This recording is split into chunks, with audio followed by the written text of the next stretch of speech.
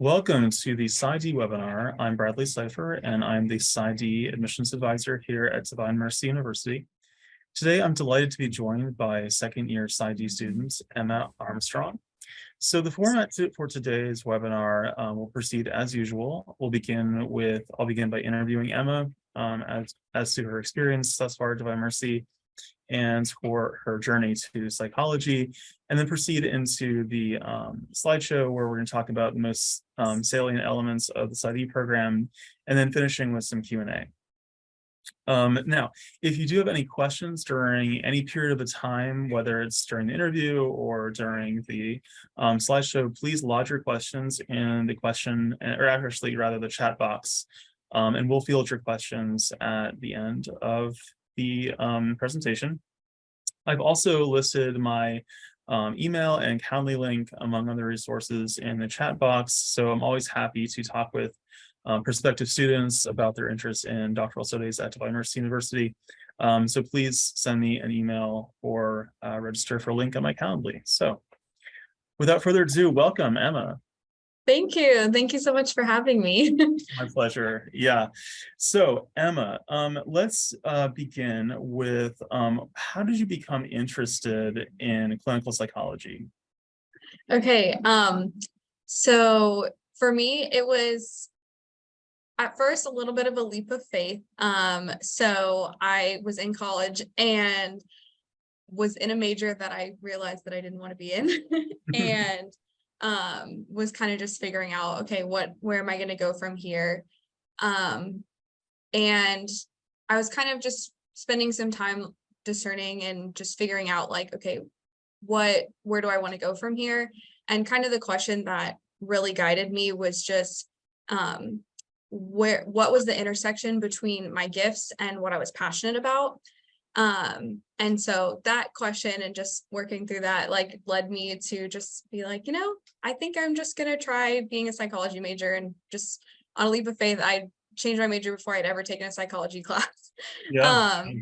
And so yeah, I did that, and then it was kind of just a slow burn from there. I was in that first class and was like, wait, I actually really like this, and there's something about this that really fits for me. Took another class and it's like, yeah, I really like this. And so it was just one step after another, kind of that initial jump. But then over time, it was just kind of a slow burn, that the more I took the psychology classes in undergrad, the more I realized that that was a really good fit for me. And that combined both the things that I was naturally good at, of just like helping others like understand themselves, and then also the things that I was passionate about, which was just, what does it mean to be a human person, and how do we help human people be the people that God has created them to be? Yeah. And so as I kind of was finishing up college and realizing that this was a path that I really wanted to keep pursuing, it kind of became clear that clinical psychology specifically was a way that would allow me to use both of those things. So that's kind of where that came from. That's really cool. So what were you studying prior to psychology? I was just pre-pharmacy. Oh, gotcha. So it was fine, but I only got, into those intro classes and kind of realized that, yeah, these bio labs are not really where my heart is. Sure. Understood. I mean, so, you mentioned the kind of like the slow burn within psychology. I mean, did you find that there were any particular classes while you were an undergraduate that were sort of like really were kind of made you especially interested in psychology? Yeah. So one of the very first, I guess you could call it an elective, like other than the required psychology courses, one of the very first ones I chose to take was counseling psychology. And so that really, because I already knew I was interested in it, but then that really jump-started me to be like, yeah, this is really more specific to what I want.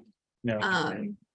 I think a couple other classes, one there was I guess you could call it kind of psychopharmacology, like it was about like the brain and how psychological drugs work. And so I knew that definitely had a specific relation to clinical psychology. So things like that. Cool. I mean, maybe that would be an intersection, right, between your pharmacy background and then your foray into psychology is That's really neat. Okay. So why did you choose Divine Mercy? Um, that's a great question. I love that question. I knew once I kind of figured, okay, I definitely am set on the psychology path, but I know I'm going to need to go to grad school to do what I want to do. It became really clear to me that, okay, no matter where I went, I was going to be doing my own integration work of bringing my faith into my work and understanding how it all fits together. And then I kind of just, as I was realizing, okay, I know that no matter where I go, I am going to be doing that. But I just kind of came to the point where I was like, why go to a random school where I'm going to have to do that on my own? When I can go somewhere where the professors and the faculty have already been doing that for decades and they can teach me what they've already, pioneered in the work of integration. So that was definitely a big deciding factor for me, was that I wasn't going to have to teach myself on top of all the other things that I would be learning how to do, that I would have some of these experts to really form me in those early stages of my career, and that then I could contribute to that later. Yeah, well said. I mean, this seems to be like a very common thread amongst discussions that I've had with faculty members, both in counseling and in psychology. It's just that like many times people were sort of off on their own practicing as a counselor or as a psychologist, and they were Catholic and they were, you might say, experimenting themselves with how to kind of proceed most prudently with the project of integration. And then, they discovered Divine Mercy, and then they joined the faculty. And then what almost universally what I've heard to be the case is people get, and I think as you said, so well, is that, you get so much further more quickly being in this community of scholars and practitioners that, like you say, they've been doing it for 25, almost 25 years at this point. Good, excellent. Okay, so this sort of touches on, a question I just asked about maybe coursework that you took in psychology, but I mean, more broadly speaking, now that you kind of had your first year under your belt at Divine Mercy, what would you say would be some of your major academic and clinical interests within psychology? Yeah. So I guess maybe I'll touch on both of those, the academic interests first. So where I'm at in just starting my second year, for those who are curious, we're kind of at the point where we're just starting to really figure out our research interests and really start nailing those down to work on our dissertations and figure out what faculty we're working with. So that's kind of where I'm at in some of those research interests of mine. Definitely some areas that I'm really interested in are the formation of therapists and how we can, form good therapists and train them to be good clinicians for their clients. So for me, that kind of holds two parts. One is what virtues, can we cultivate as psychologists and as therapists, and also how do we not just prevent burnout, but also promote, good qualities in therapists. So those are some of my, I guess, research interests as I'm just beginning that stage of the program. My clinical interests are definitely, again, also as I'm starting my second year, is also whenever you start your clinical work in the program. So I'm kind of also in the beginning stages of that, which is really exciting. But as far as, so again, just kind of figuring it all out as we go. But thus far, I'm really interested in most likely working with adults as opposed to individual adults, as opposed to working with couples or with children. And then some of the theories that have really captivated me or intrigued me, probably the more psychodynamic and interpersonal theories. So yeah. That's fantastic. Okay, so first you mentioned, okay, so the interest in formation. Do you have any desire, perhaps even an inchoate one right now, to be maybe a professor of psychology and be in a position where you could form other future psychologists, either on the academic side or within a clinic? Yeah, that's definitely been something I've thought about, but I never thought about it before the program, which is interesting.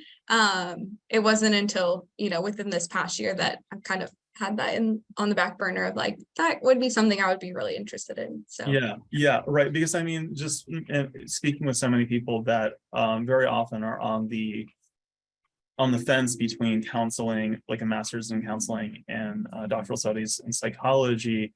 One of the many things that the doctorate avails to people is the ability to teach at a college and to kind of hand on the profession, as it were. And so, but whether or not you end up doing that, it's like that you'll have the degree before long gives you that opportunity, should you want to take advantage of it. And then, yeah, so adults versus children and adults. What about psychodynamic theory is intriguing to you, as opposed to the other mhm. psychomodalities that you may have studied? Yeah. I think I really appreciate seeing perhaps a bigger or deeper picture of the clients that I'll be seeing. And so while there are other modalities that are really great if you want to do more short-term treatment or if you need something that is a little more immediate, I think what is really appealing to me is having kind of a broader and deeper understanding of the case as it's being presented to me, and also, the other factors that are going into it. And perhaps doing a little bit more long-term work with my clients. We'll see if that, actually becomes realized. But I think there is something really powerful to me about understanding the person as a whole. To me, it's the same thing as integration, really, Yeah. because it's about not just seeing the client just for one specific facet of their life or just for their symptoms, but about seeing them as a whole person, and how the various parts of their life are interconnected. Yeah. So then for that reason, would you say that psychodynamic theory is rather prominent in terms of its place in the curriculum here in Psy.D? I would say there's a good mix of several different theories. I think from what I've noticed throughout my first year, there are professors who kind of specialize in different ones. So you do get a little bit of all of them.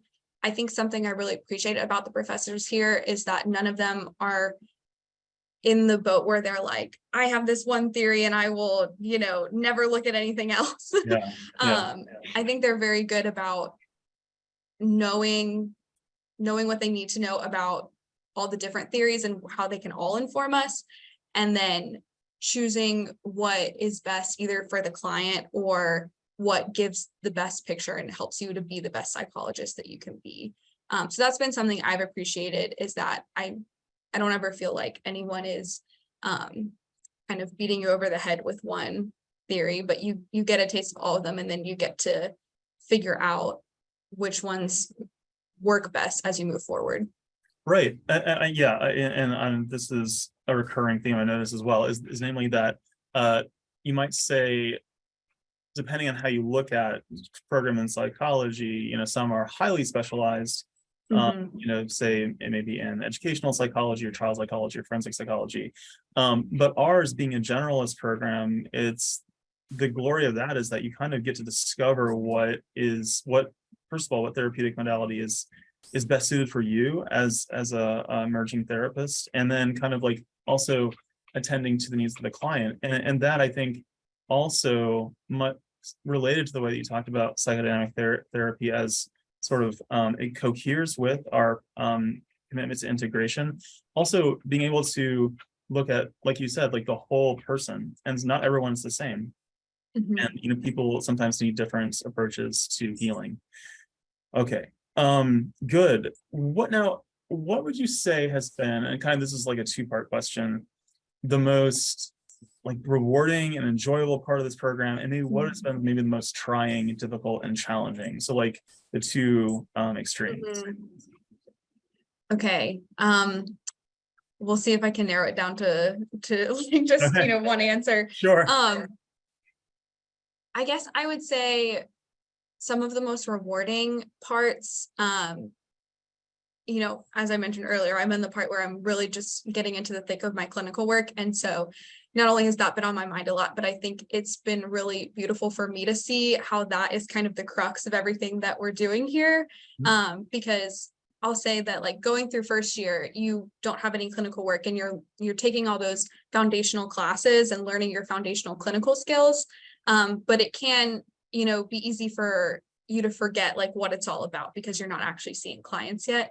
And so now getting to the point where that I am starting to do that work has been really, really rewarding to see it all just like come to fruition. That has been really special. And I think has really, yeah, it's just reminded me of why I'm here. And in that way has been really grounding. So that's been a really rewarding part and something I would just encourage to the incoming first years or to future students to hold with you as you go through either undergrad or that first year as you're waiting, that, you know, you do at some point get to see the fruit of all that you're doing and what it's really all about. So yeah, that's been really rewarding. The other small rewarding piece that I'll add, because I was thinking about this, is my cohort. It's been really awesome to get to know my cohort and to form those relationships and to get to grow together. That is something I really appreciate about this program, is that we're not like, you know, competing against each other, or they're not like weeding us out. It really is a teamwork approach, and, you know, we're all there to support each other and to help each other learn. So that's been a really beautiful part of this experience for me. I would say some of the most challenging parts has definitely been just getting used to the rigor of grad school. It is definitely, you know, I came straight from undergrad, and so it definitely was a learning curve for me to get used to that rigor and that yeah, that just new level, those new expectations of being a graduate student.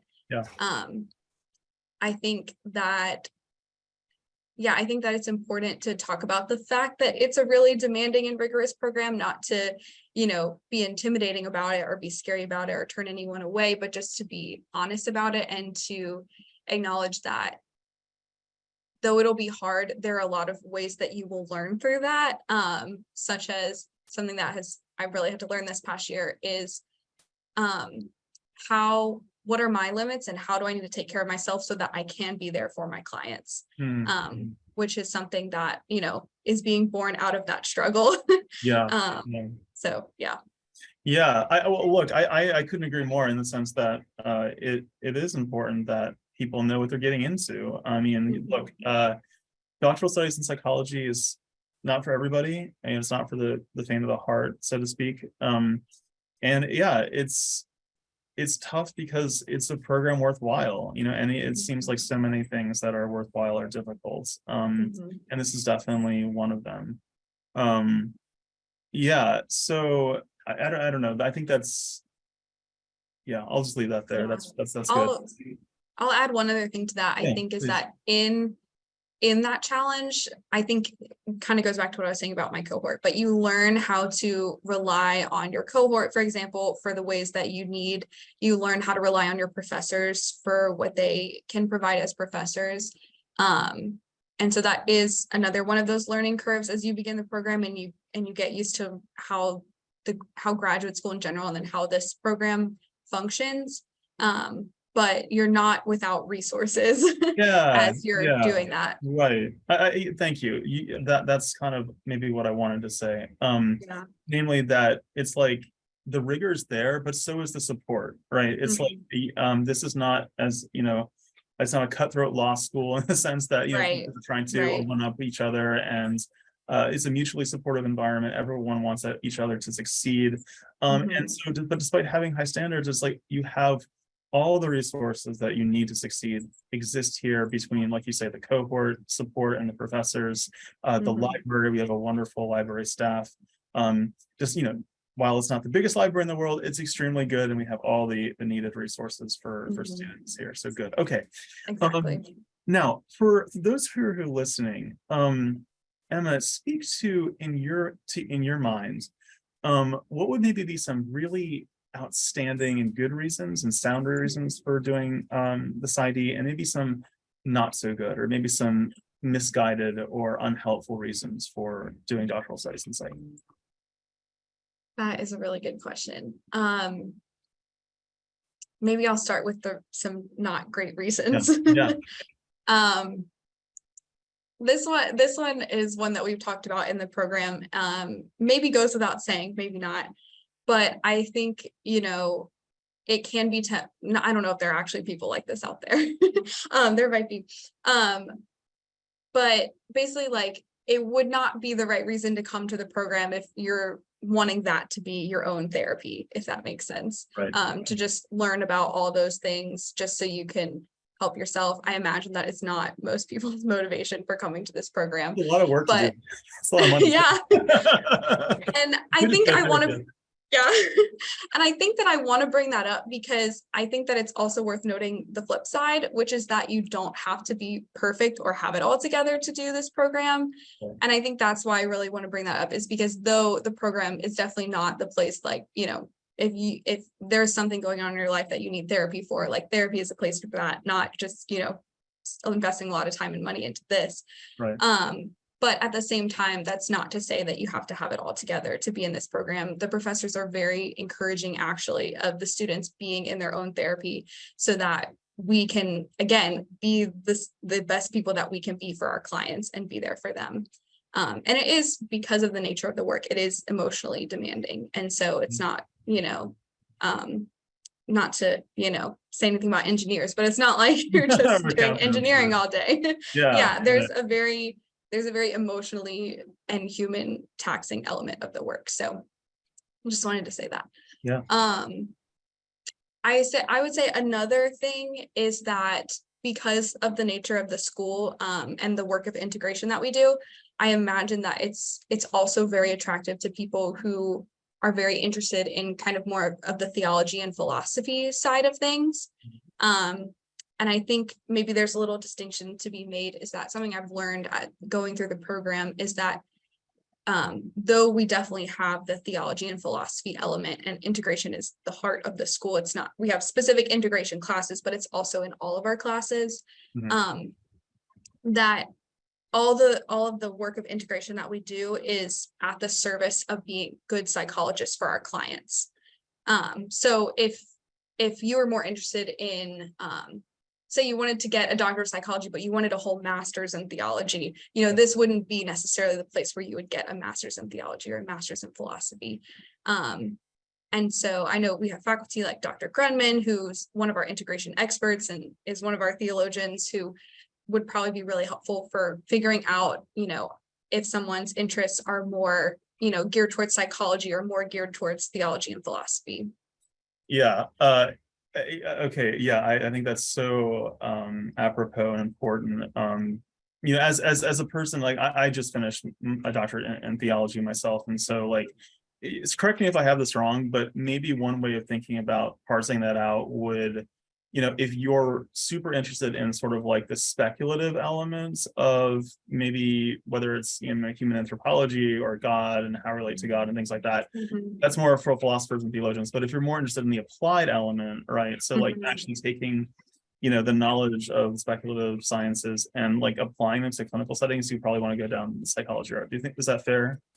I think that's a good description and a good distinction. I think there's obviously a little bit of both that happens in both, but I think for the most part, what do you want to be spending not only your entire degree, but after your degree, doing? I think that's a good distinction for the big picture. Yeah, good. Okay, thanks, Emma. Okay, now I now want to turn to maybe the distinction between counseling and psychology. So at our school, we offer both a doctoral program in psychology and a master's program in counseling.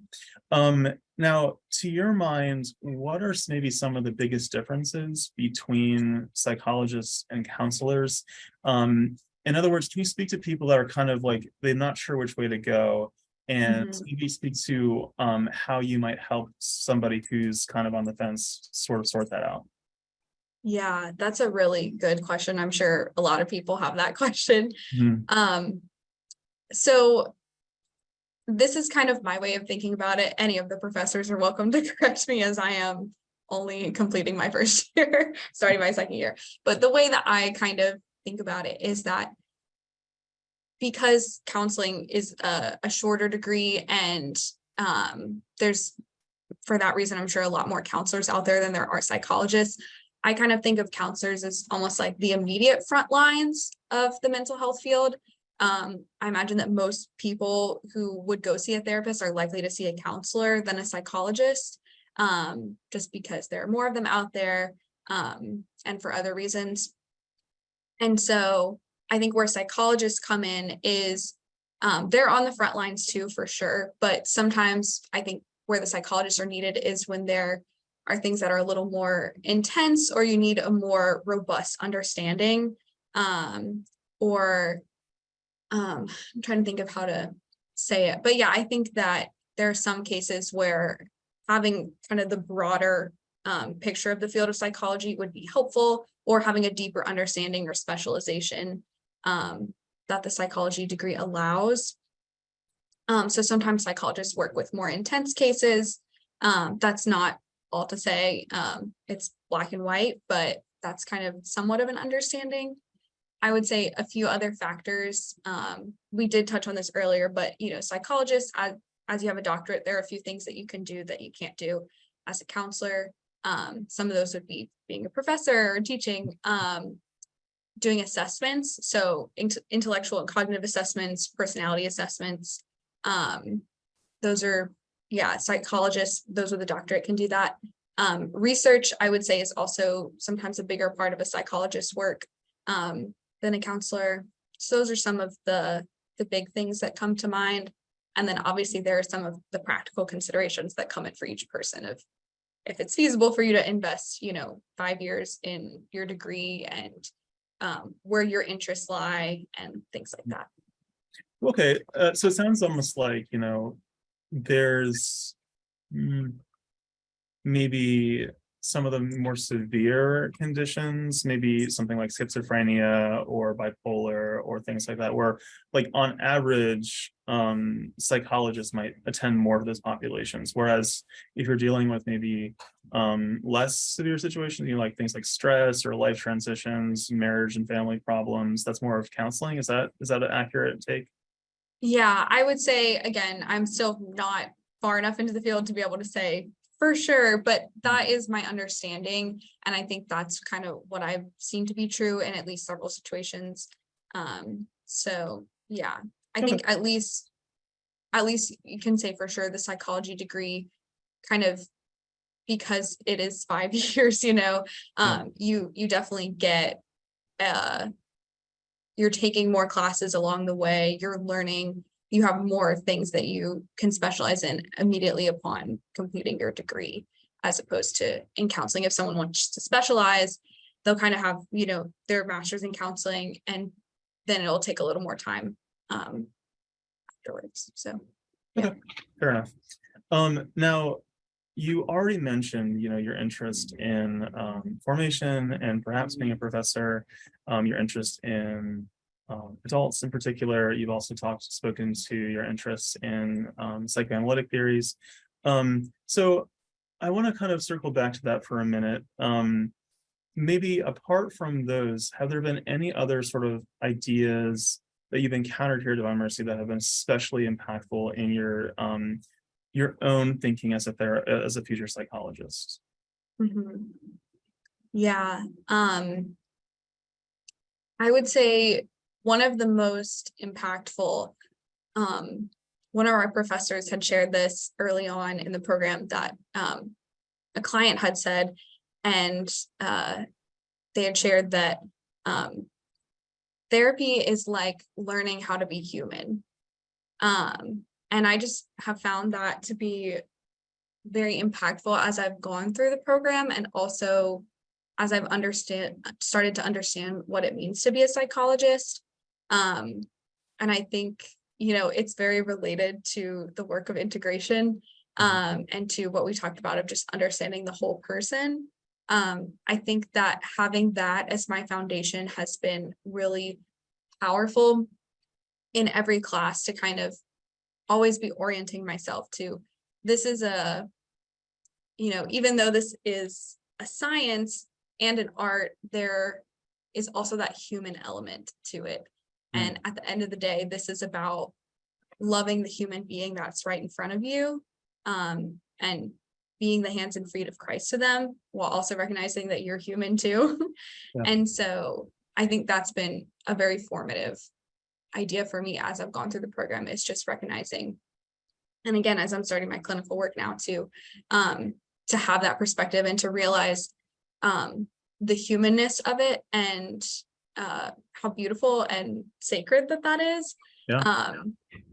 And to just recognize that that's what it's all about, as you're walking with someone in therapy, is helping them understand, who am I, who did God create us to be, whether you're talking about that explicitly or not. That's kind of at the heart of all of it. Yeah. Well, good. I actually want to kind of piggyback on that here, because we speak a lot about integration at Divine Mercy, and we have a wonderful meta model of the human person, and sort of like the theoretical, a rich theoretical understanding of the person that's been informed by basically 2,000 years of Catholic tradition, philosophy, and theology. And now we're kind of bringing the insights of modern psychology into this. But how might you describe, could you maybe provide an example or two of how you can sort of clinically apply or practically apply the ideas of the meta model in a clinical setting? Yeah. I think one of the things that has definitely been a theme throughout the program thus far is just the way that it's your understanding of the person that really makes a difference. So, obviously, if someone wants to come to Divine Mercy, there is a chance they are Catholic and maybe want to work with the Catholic population, but to realize that that is not, the only people that we can work with, that it doesn't matter if you're working with people who have totally different religions or totally different beliefs, or are even doing things that you would consider, not good or not healthy for them. Mm-hmm. That at the end of the day, like, your perception of who they are as a beloved son or daughter of God and created in the image of God, Mm-hmm. that makes a difference. And that makes a difference in the way that you listen to them, and the way that you empathize with them, and the fact that you treat them with that sort of unconditional love, while also, not just being like, oh, go do whatever the heck you want. Right. But there is a way that listening and that empathy shines through as you're helping your clients explore what's going on in their lives. And that really does make a difference. I think has been one of the biggest ways that the meta model has really impacted my understanding of clinical work. Sure. Yeah. Yes. Thank you for that. It seems also that with that more holistic approach to the human person, that sees man not simply as just a material being, something that's maybe like a very advanced chimpanzee or something, that's because there's a way you can kind of have a very reductive approach to our humanity. Exactly. And then for those theoretical reasons, treat the human person, or maybe not even the verbiage would be sort of like to treat the pathology itself, or to treat the neurosis itself, right? Because it's like that, if we are just kind of matter, and the pathology is kind of like just like this malfunctioning, right, Mm-hmm.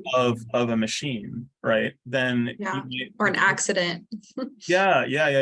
Then it seems like the therapist or psychologist would be, if that's how they see the human person, then they might proceed in a clinical setting as if that were the case, right? Mm-hmm. And all the things that you described, I think, cut against that, right? And for good reason, right? Because it's like to first see the person, to first love the person and God's as a creation of the image of God, right? And once you have that at the forefront of your mind, it's hard to treat them as a means in any way. Great. Okay, Emma. And then last question, just for fun. What has been your most enjoyable class so far at Divine Mercy? Oh, oh, too many. In the spring, I took adult psychotherapy, and that was a really, really fun class. We moved slightly beyond some of those like basic clinical skills and got to really get a little bit more into the meat of some of the therapy work and practice those skills for the first time. So that was really enjoyable for me. And I definitely, am seeing the fruit of that now. Um, I would say also our ethics class was really fun. Which maybe is a surprise. It was kind of a surprise to me, but Yeah. I think that class really gave us a good foundation and sparked a lot of discussion among me and my classmates and I. And yeah, just all those good discussions as we worked through things, and we worked through a lot of the ethical questions that we had, both, from the lens of, the professional organizations that guide us, and the lens of our Catholic faith, and the lens of, just human ethics in general. That was a really thought-provoking and really fun class. That's really neat. Who taught those courses? So the ethics class was taught by Dr. Lee, who's amazing. And then the adult psychotherapy class was taught by Dr. Holman, who is also amazing, both Yeah. incredible professors. Awesome. That's fantastic. Thank you for sharing that. Yeah. Okay, good. Emma, Len, and everyone, I'm going to transition to the PowerPoint element of today's presentation. So if you'll just bear with me, and I'll share that with you guys. Thank you for your patience, everybody. So I'll start with this overview of our doctoral program in clinical psychology at Divine Mercy University. Okay, so Divine Mercy University is a Catholic graduate school of psychology founded in 1999 as the Institute of the Psychological Sciences. It was dedicated and is dedicated to the scientific study of psychology with a Catholic Christian understanding of the person, marriage, and family. Its expansion from IPS to Divine Mercy University occurred in 2016 to facilitate growth and add a counseling program at the graduate level. So we have one major university, which is DMU. It has two distinct schools: School of Counseling, which offers, as we mentioned, the Master's in Counseling, which is a chiefly online program, though it's also hybrid in the sense that counseling students do come to campus episodically for clinical hours. Also, we have the Institute of the Psychological Sciences, which houses both our residential doctorate, which is what we're talking about today, and the Master's of Science in Psychology, which is exclusively online. Our mission is to provide students with an effective academic and educational environment that supports the integration of the psychological sciences and a Catholic Christian understanding of the person through teaching and learning both knowledge and critical skills. Also to assist students intellectually and professionally as they prepare themselves to respond to their vocation as mental health professionals or as men and women in helping professions. DMU is located outside of Washington, D.C. We're in Sterling, Virginia. So this is really, and I think Emma might be able to speak to this a bit. I mean, it's just truly a great place to work, live, and study with access to the city, but also the West, where there's lots of open spaces, things like this. So how have you liked it here so far, Emma? It's been really, really fun for me to be in this part of the country. I'm not from this part of the country at all. So just getting to be in a whole different area, and like you mentioned, being just about halfway between, the big city of DC, but also, you've got the Shenandoah mountains and forest not that far. So there's just a lot going on in the area, but the school is thankfully in an area where it's, not in the heart of DC, in the heart of traffic or anything. So it's really fun. Yeah, I agreed. I mean, it's kind of like the best of all worlds, because you're not, there's traffic, but it's nothing like the traffic in Washington, D.C. So Yeah, for sure. It's just about right. Yeah. All right. Now, in terms of accreditation, we are institutionally accredited by SACS, Southern Association of Colleges and Schools. SACS is recognized as an accreditation agency by the Department of Education, and Divine Mercy has voluntarily participated in the accreditation process, meeting or exceeding all standards in thorough evaluation. We're also approved to operate by SHEV, the State Council of Higher Education in Virginia, And the Psy.D program has been recognized since 2006 as a National Register Designation Program by the Association of State and Provisional Psychology Boards.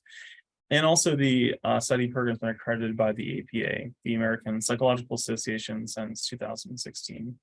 And finally, DMU has been approved to participate in the National Council for State Authorization or Reciprocity Agreements. So as you can see, we're totally and utterly accredited at every level.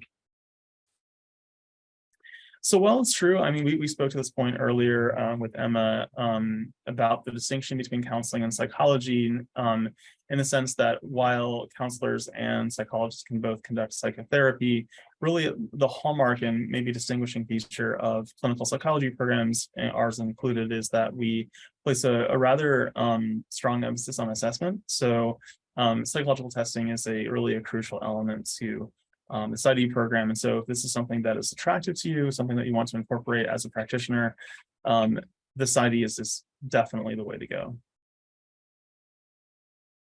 Now, as to the program structure itself, it's 122 credit hours all told.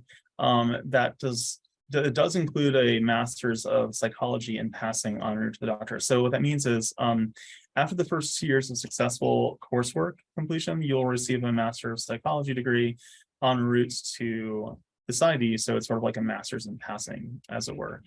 Yeah, so a 5-year program with the goal, of course, to prepare you to become a licensed clinical psychologist. Not that the degree itself confers the license, but that the degree prepares you to obtain it thereafter. So in the first 2 years, there's really the major task is the foundational coursework in psychology. You typically do begin researching for a dissertation in year 1. And then in year 2, like Emma was saying, she's sort of got her first foray into the clinical world. So year 2 being, that's sort of the major distinction between years 1 and 2. And second year doctoral students are on our on-campus clinic here at Divine Mercy, servicing mostly, and Emma, correct me if I have this wrong, or maybe you can expand on this, but that it's usually serving maybe a underserved or underprivileged population, those that can't normally afford therapists that are licensed. Is that fair?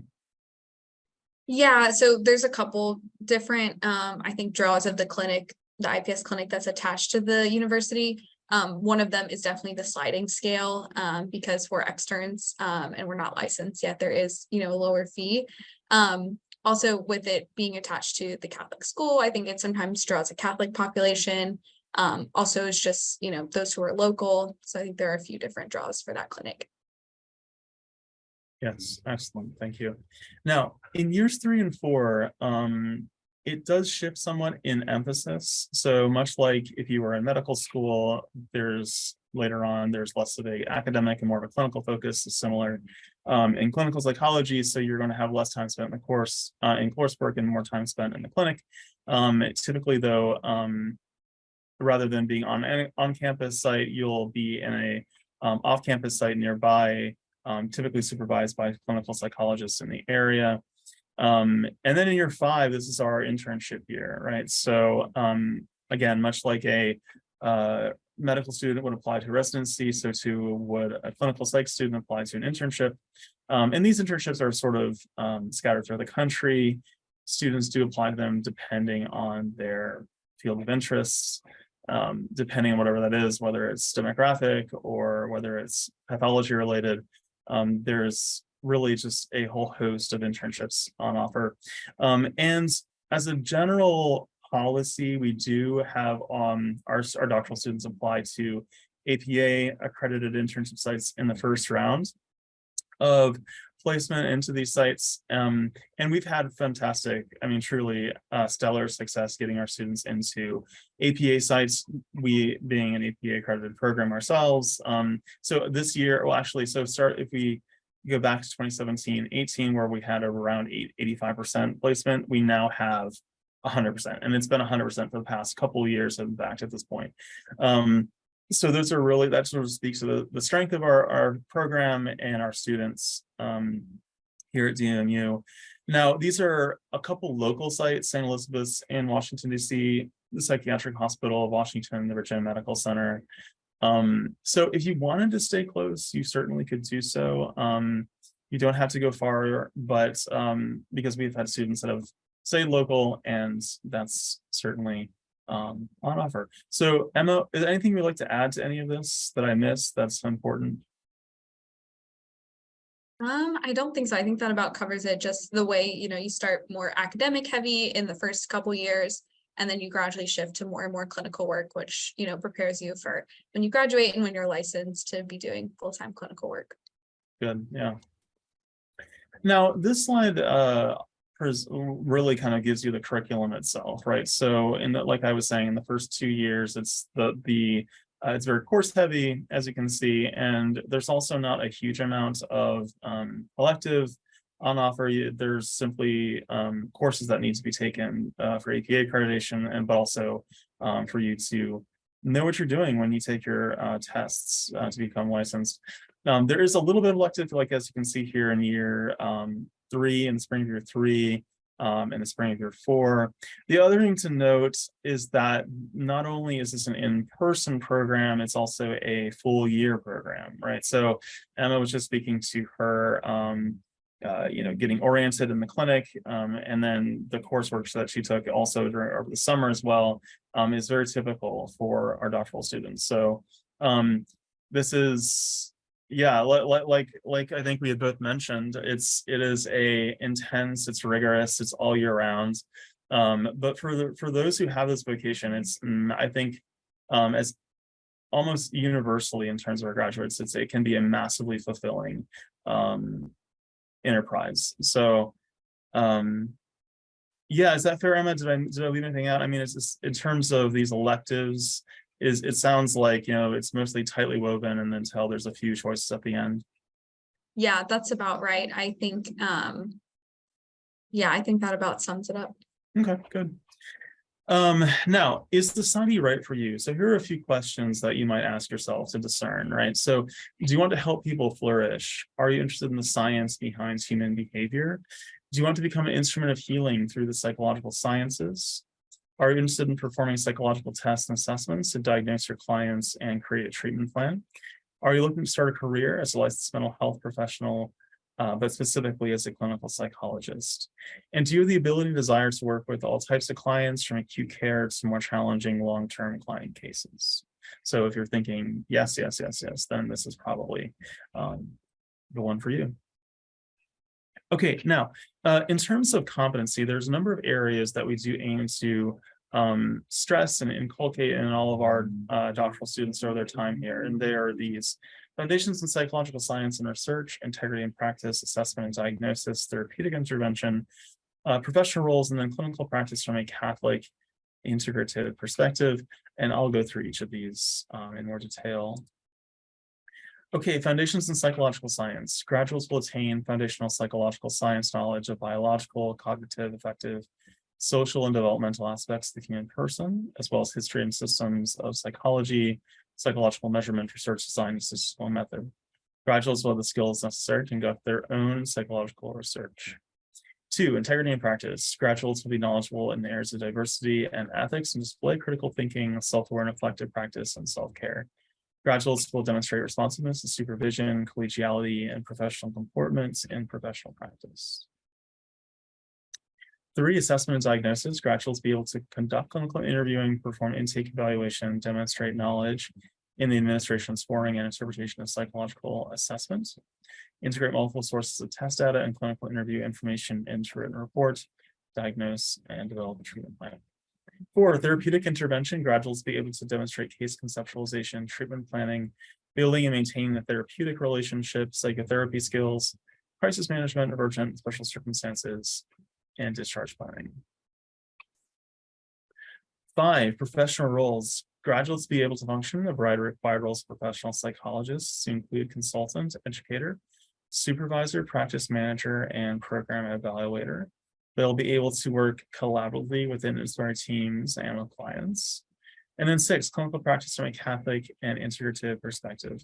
Graduates will develop a Catholic understanding of human flourishing in individual person, marriage, and family life, and be able to integrate this with psychological sciences and clinical practice. Okay, so as I'm sure many of you know, clinical psychology is a massively diverse field. There are so many different areas within it in which you can become experts. But for our purposes here, the main task of the program, of course, is to get you licensed as a clinical psychologist. And for that reason, you may very well find yourself in a number of settings, such as being in a psychiatric hospital, a military establishment. Being in private practice is a very popular one.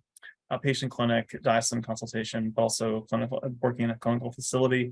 And I would also add, as we mentioned earlier, being a professor of psychology, conducting psychological research would also be, so working in the university would also be on offer for a doctoral graduate.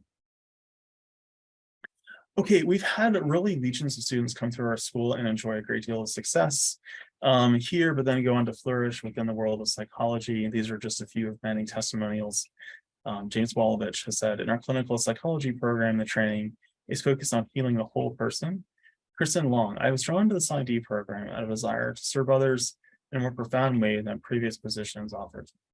Timothy White, this school is not afraid to teach you what it means to be human at every level. Psychologically, philosophically, and theologically, that's why I like it.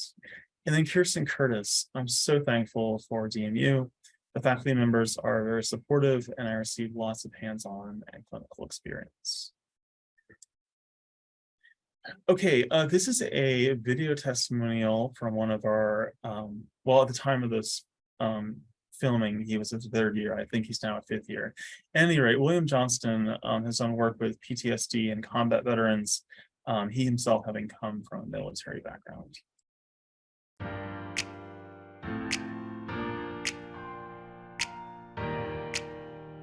Hi, my name is William Johnston, and I'm a Psy.D student at Divine Mercy University, currently approaching the end of my 3rd year in the program.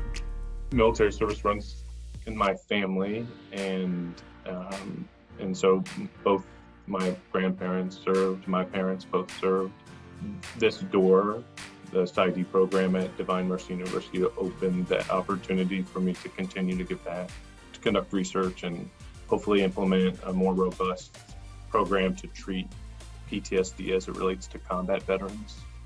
DMU has certainly provided the integration that I've sought in terms of my formation, both the philosophy and theology core, in addition to the psychology curriculum, has provided me growth in terms of my faith and my role as a husband and father, and of course a psychological clinician.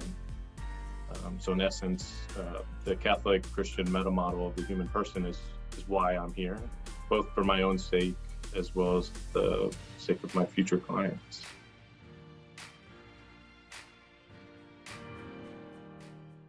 We have yet another video testimonial. This is from a recently graduated alumna.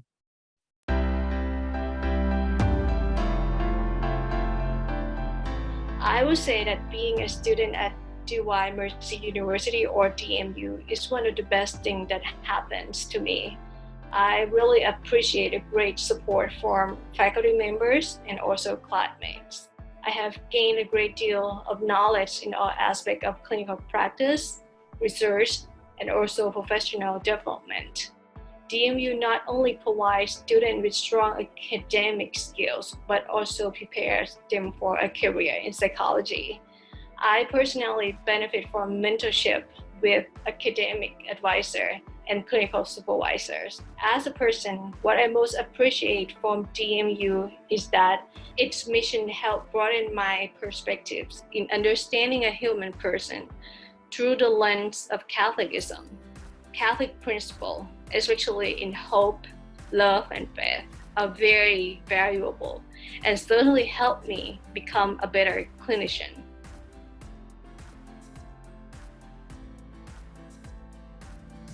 All right, very good.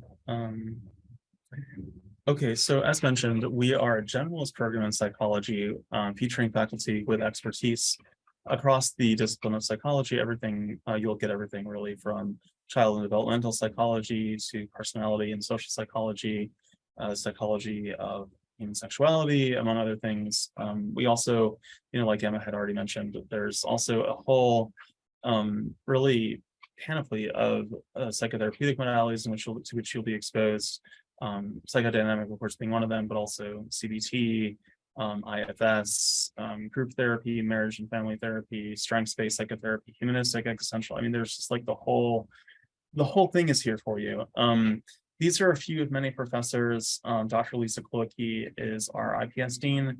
She's also the program director for the Psy.D program, and she's a specialist in assessment and therapy. Dr. DeGraves is the assistant program director, and she's a specialist in child and developmental psychology.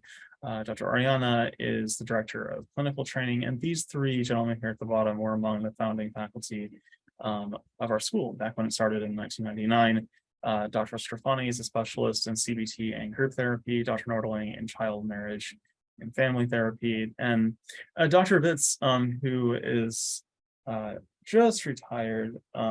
His work is really, I would say, foundational, frankly, to our school's founding, in the sense that he's done so much of the heavy lifting in terms of the project of integration, seeing just how Catholic anthropology is impactful for clinicians and things like this. He has multiple books out, many journal articles, and so I would highly encourage those who are interested in Divine Mercy and its philosophical, theological, and psychological underpinnings to explore his work, much of which has been so seminal within the field of psychology, but also, of course, the project of integration more generally. So, Dr. Vitz, for the ages. All right, now, in terms of licensing, licensing is one of these things that certainly is required.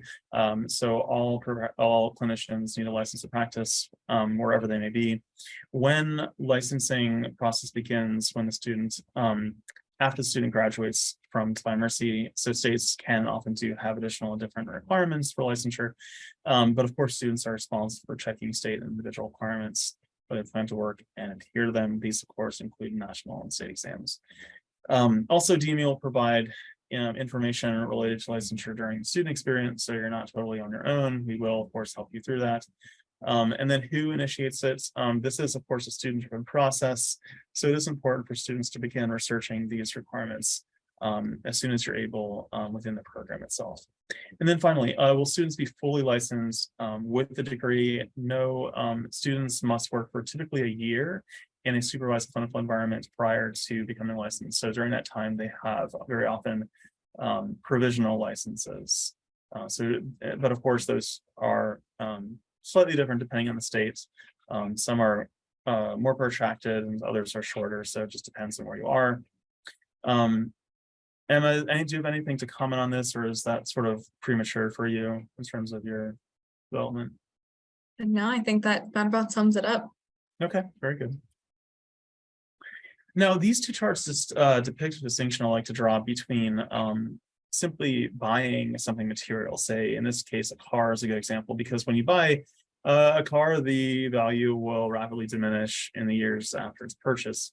Contrast that for a moment with investing in education, in your soul, in your mind, right? So this is something that, especially I would say, in a field as in demand as psychology, and of course, as many of you well know, our modern world is very much beset by lots of mental health issues: depression, loneliness, anxiety, addiction. I mean, depression, it just runs the gamut among other things. So really, the world needs you, and they need people like Emma and her colleagues to really answer the call to become a healer in faith and in science. And so this is one of these things that not only has, of course, a financial, you might say, a benefit to you, right? Because I mean, as a doctoral level clinician, you can charge more money, you're more likely to be promoted into leadership positions, it avails to you a lot of great financial prospects in the future, but also, of course, is massively impactful for yourself in terms of the fulfillment that you derive from seeing people flourish under your own sort of supervision, if you were. Anyway, so this is one of these things that it is going to grow in its value over time. Now, in terms of the investment itself, the money element, the financial piece, it's $1,170 per credit for 122 credits. Over 5 years is $142,740. That doesn't include things like housing, gas, food, what have you. If you're most of our students do receive federal aid of some kind. Notice that the FAFSA form will become available October 1st. So for people that want to apply for the next term starting in the fall of 24, note that the FAFSA doesn't become available until then. But provided that you do apply, and when you apply, our financial aid department will certainly get in touch with you very swiftly thereafter. We also provide lots of ways to defray the costs of this education. So first through work study programs, should you want to take advantage of those. We have a number of doctoral students here that work with myself and my colleagues here in admissions. Others work in the business office, for example. We also have another alternative financing on offer. So for example, if you're Catholic and you're able to provide evidence that you're a parishioner in good standing at a parish, say, you're usually able to get a discount of around 15% off of tuition. We also offer a whole range of scholarships to which you can apply upon admission. So these scholarships are diverse in the sense that they apply to various demographics. You can apply to up to 4 of them and receive up to 2 of them. And they pay up to the amount indicated here to the right. And for top candidates, so if you have a GPA of about 3.5 or higher, you're probably competitive for our top merit scholarships. And those range anywhere from half off of tuition to 25% off of tuition, something like that, and anywhere in between. So if you want more information about these scholarships, I do encourage you to look at our website, divinemercy.edu/financial aid, and it provides a lot more detail about who can apply to these scholarships and what they would require. In terms of requirements, we do require a baccalaureate degree from a regionally accredited school. And while we'd certainly prefer that you have studied psychology, by no means is that necessary.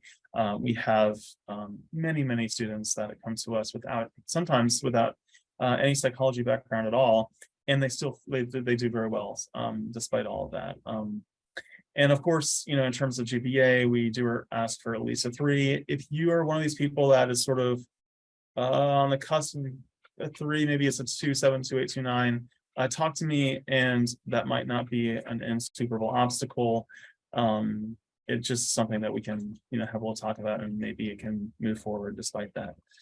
So, yeah, and also for those of you who don't have psychology backgrounds, typically we do require a prerequisite class to be taken concurrently during the first year of study. It's an online course, so it's not super difficult, but it is really. I actually spoke with the professor who teaches at Dr. Morris, and she really said that it's a undergraduate course in psychology, giving you an introduction that's spread out over 2 semesters. So fear not, we are sort of here to make sure that your bases are covered as you kind of move into your graduate studies. Now, in terms of the application itself, provided all of this makes good sense, you want to first begin with the online application, which I'll explain in more detail here shortly. But submit the online app, and then once you do so, like I mentioned, the financial aid office will get in touch with you. Thereafter, we do maintain communication, and then once all the other elements of the application are received, so things like your essays, GRE, recommendations, things of this nature. Once the whole package is together, I'll have it collated and reviewed by our dean, Dr. Klucke, and we will let you know about an interview. We do have 3 different interviews per year per admission cycle. So this one upcoming here, November 10th, it is by far the most competitive interview to get into for a couple of reasons. First is that we offer a early admission scholarship, which is basically $3,000 off of your first year's tuition, simply for getting into the school in November. In this case, it's November 10th. Secondly, we tend to, on average, dole out most of more of our merit-based scholarships in this interview. And then also for the simple reason that you just get to know sooner, right? I mean, if you're in, you'll know, or if you're turned down, you'll know one way or the other before Christmas. So it's helpful to know for planning purposes sooner rather than later. But for all of those reasons, it is a very, very popular interview. I've already received lots of applications, and several of them have been confirmed. So the slots are they're being taken up. So if you're serious, please get in touch with me, so that we can sort of sort this out and we don't waste any time. All right. Now, like I said, the first part is the online application. There is a $55 fee, but please do not confuse the online app with everything else, because the online app is actually quite simple and easy.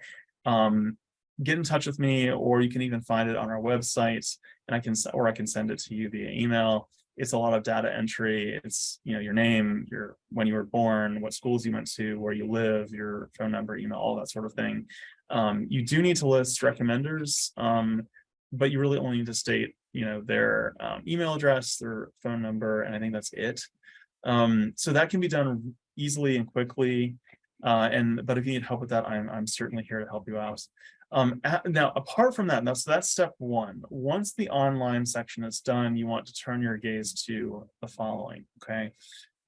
Which includes essays, a resume, 3 recommendations, transcripts, and the GRE. So the essays, there are 2 essays. The first will ask you about why you want to be a psychologist. Why do you want to study at DMU? The second will ask about your sort of, in some ways, what I asked Emma about her own academic and clinical interests. And so you want to speak to that. And then your updated professional resume. Now, with the recommenders, we do need 2 of them to be professorial recommendations. So 2 academics and then 1 work supervisor would be ideal.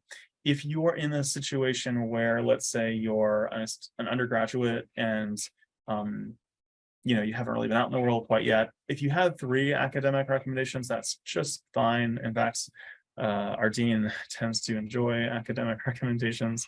So that won't hurt you at all. If you're somewhat far removed, and college was a while ago for you, and you're all quite out of touch with your professors, if you had 3 professional recommendations, that will do just fine too. That will suffice. What we don't want, however, are personal statements from like your buddies or like your therapist or your pastor or anything like that. What we want is something that's simply professional, somebody who's observed you in a work setting, can speak to your work ethic, your professionalism, these kinds of things. Okay. Now, official transcripts, of course, for anything after high school, so post-secondary, college, if you've been to graduate school already, we would need those as well. And now, okay, the GRE, this is an important point, because the GRE, in my experience, tends to hold people up more than anything. It's often anxiety producing, and for lots of other reasons, it tends to bog the process down. So let me just say this. First of all, while required, the GRE is simply not the most impactful element of your application. So there's as you can see, there's 6 or 7 things operative here. And the GRE sort of on the priority scale is toward the bottom. So please, because I had mentioned, the timely element is really crucial. Getting your stuff in on time, being able to get approved for an interview, that is a process that takes time, and you don't want this to be bogged down by the GRE. Okay, so I'm not saying don't study for it. If you'd like to study for it, by all means do so, but please keep the big picture in mind.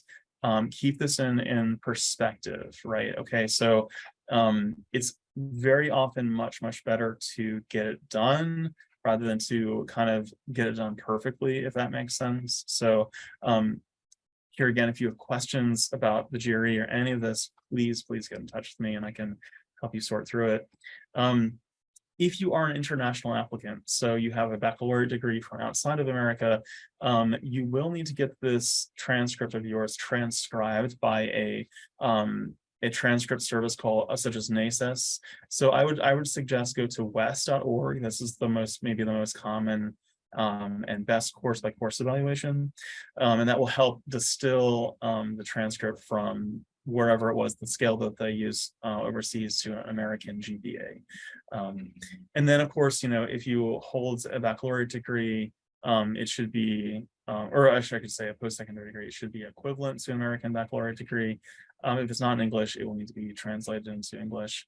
Of course, this is all your responsibility. Finally, and this is an important point, so I believe the last one of the slide. If English is not your primary language, that needs to be indicated in the application. And it also means that you'll have to take the TOEFL test. But if you think about it for a minute, like what you might ask, well, what does it mean to say that English is or isn't your primary language? And I define it this way, okay? If English is the language that you use for the most part on a professional and personal basis, then English is your primary language, even if English was not your native language. Okay, so that's an important distinction. So you may have grown up in Africa, or you may have grown up in Mexico, or speaking Spanish, say, but then you came to America, and now you've learned English, and English is your the lingua franca of the world, and you speak in English all the time.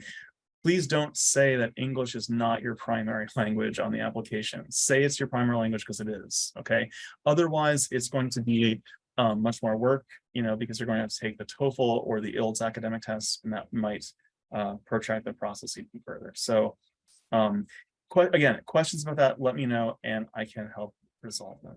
Okay, I think that is it. Yes. Okay, so let's turn to Q&A.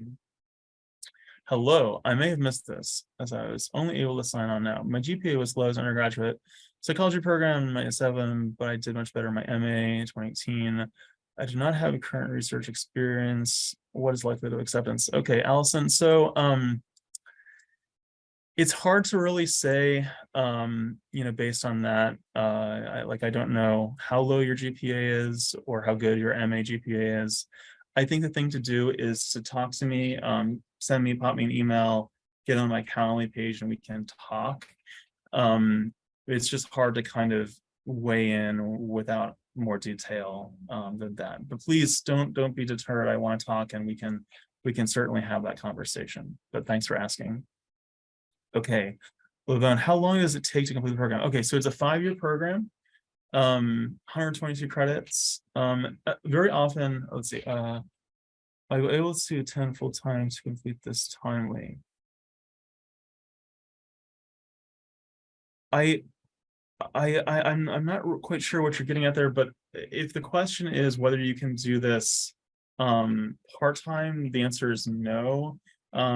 This is simply a full-time program, and that's just not a negotiable thing. It's one of these things where it's not an online program, it's not a do it at your own pace program, it's an on-site brick and mortar, classes are in person, 5-year, fully APA accredited, full year program. So if that's impossible for you, I completely understand. But if you need more clarification, again, happy to talk, and we can get that sorted out. So I think that was it. Could I add something to that Yes, last please, question? please. So I would just add that if the question is if you can complete the program sooner than 5 years, if we're talking about the Psy.D program, the minimum amount it would take you to complete would be 5 years. That's the minimum for how long it would take you to complete the Psy.D program. There are a few students who, if they have extenuating circumstances, if someone was deployed or if someone had other extenuating circumstances, that they could take an extra year in the program and complete it over 6 years. I think the max is 7. I would say, the preferred and the majority of students are completing it in the regularly scheduled 5 years. But if you do have kids or, if you have other circumstances that you're not sure if you could do it in 5 years, that would also be something worth at least asking about, because it's not unheard of nor impossible. But as far as the minimum would be 5 years for the Psy.D program.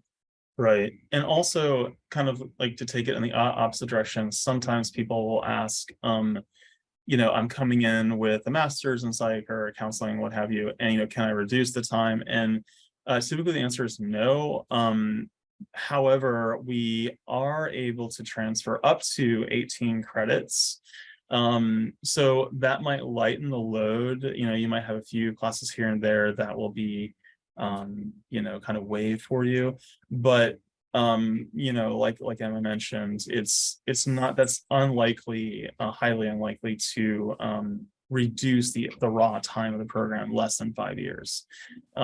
So do bear that in mind. If that's you, it's still going to be probably a 5-year program, even if you get some of it, some of the courses waived. So good. All right, I think that's all in terms of the Q&A. Oh wait, I just completed that, Corey. My question. Okay, Anel. No, so you don't have to have a master's to do our program. In fact, a master's is built into our program. So you'll be getting an MSci after the 2nd year of study, on a route to the Psy.D. So if you don't have a master's, if you merely have a bachelor's, totally fine. Getting a master's doesn't even necessarily mean that you have an advantage. Though it can be helpful depending on the circumstance and the situation. So yeah, again, more questions about your degree and your particular circumstances, happy to field those. So just send me an email or get into my Calendly link and we can talk. Okay, with that, we will conclude. I want to thank you very much, Emma, for joining me on the webinar. It was very illuminating to have you and hear your responses to the questions. So thanks. Yeah, thank you for having me. It's just a joy to talk about this, especially because I'm really passionate about it. So it was a joy to talk about it and to share. And just for anybody out there who's thinking about applying, I say go for it, and prayers for you. Very good. With that, take care, everyone. God bless. Bye-bye.